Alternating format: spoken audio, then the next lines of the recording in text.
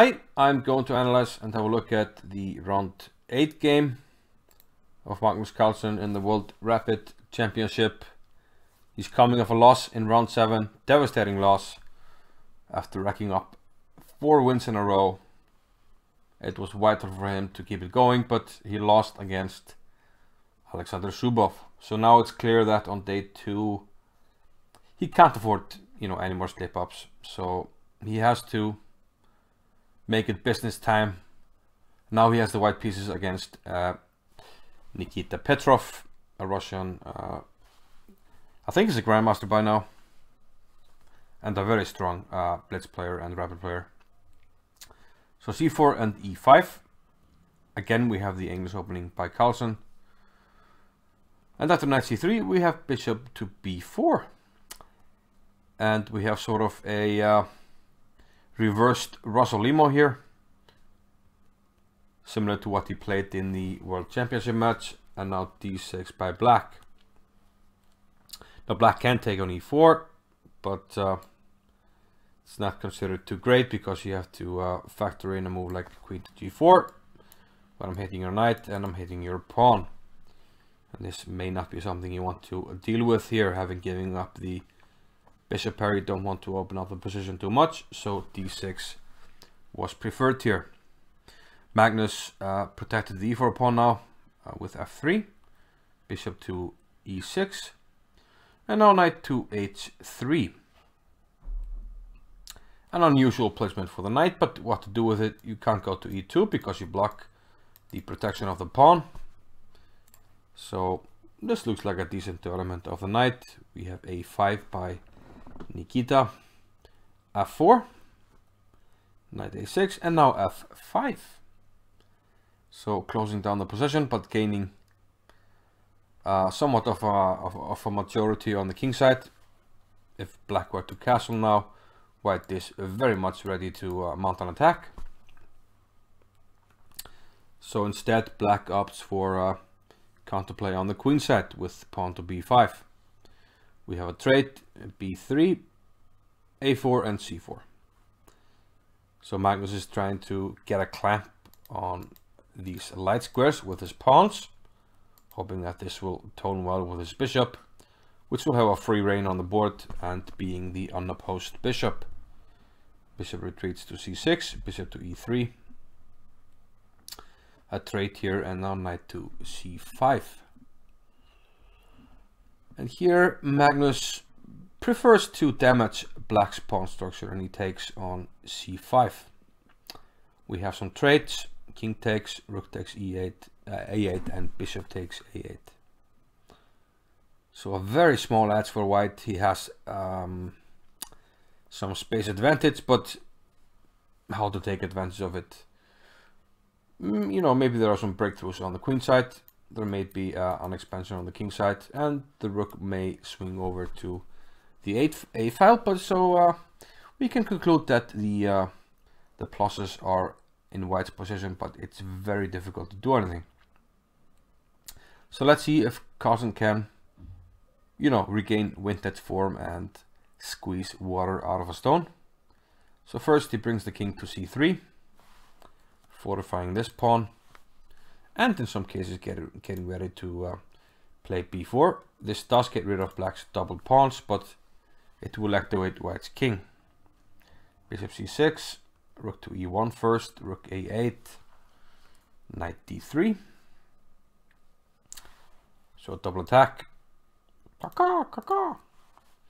knight d7 covers both pawns, and now king b2.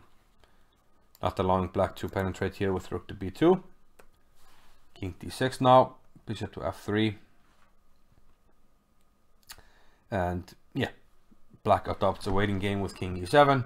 So Carlsen now decides to go for a pawn push on the king side, h4 and g4. And black elects not to wait for white to push g5 and plays g5 himself. Now if we go en passant, we have sort of equal dynamics here. Whichever pawn is pushed, the other one will be pushed opposed, and the position will remain closed. So Carlsen prefers rook to h1,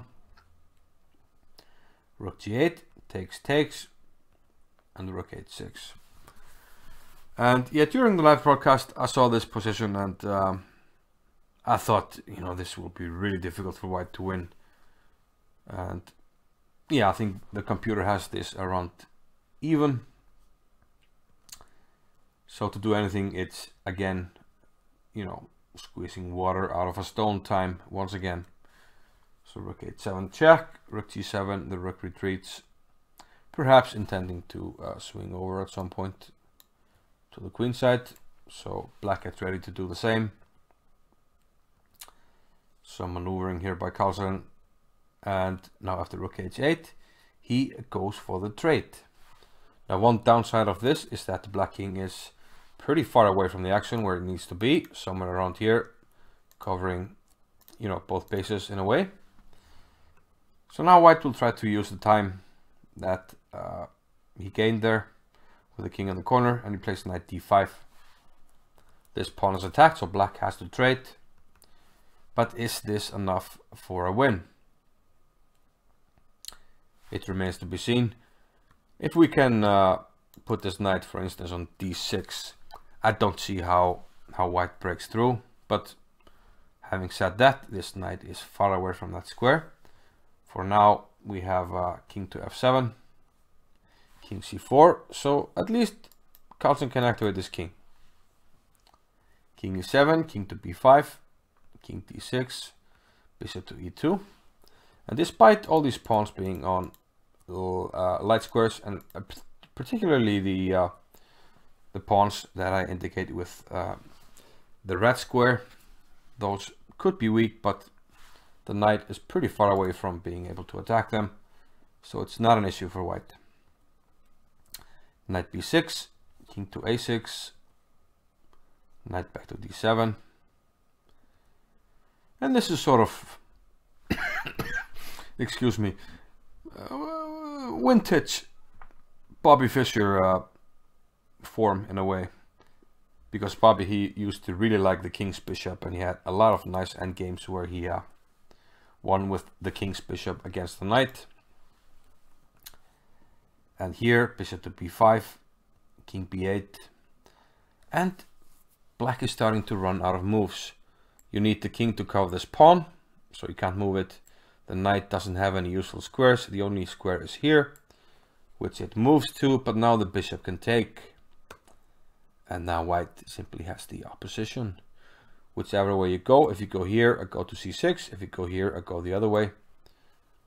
Petrov preferred to allow the king to come from the rear, from c8, c6. And now black goes for the counterplay, but it's a little bit too late, and white is picking up some pawns here. We're gonna queen at the same time, but white has the extra move. He starts giving some checks. And now he's starting to win the pawn on g5. If he does that, he has 2 extra pawns and no problems to win there.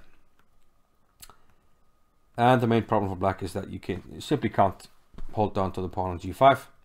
Now Carlsen starts checking, queen to b6, king a1 and queen f6. Excellent move, covering all the checking squares against the white king, which is now relatively safe. And yeah, just pushing e5, queen c4, and now the king can safely take on g5, and the extra pawns will decide. So Nikita Petrov decided to call it a day. So yeah, comeback number 2 potentially starting for Magnus Carlsen. He's going to need it. So he's now on 5 out of 8, and yeah, we'll see what happens in the next few games, and I'll see you then. Bye bye.